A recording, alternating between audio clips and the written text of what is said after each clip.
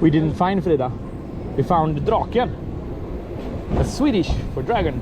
I'm not sure if it's maybe Polish for dragon too. I don't know. I don't know either. Small little coaster. I think it's gonna be a little bit more fun than we think though.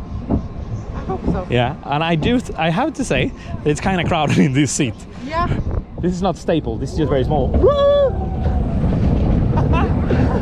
Sorry.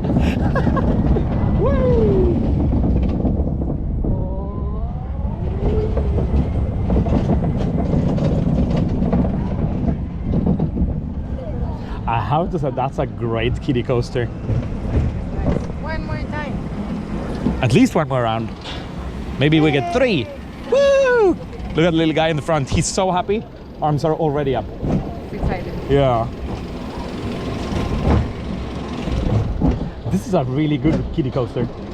Don't you think? It's nice. It's a really nice kiddie coaster. It's fit with the theming. Yes. Oi!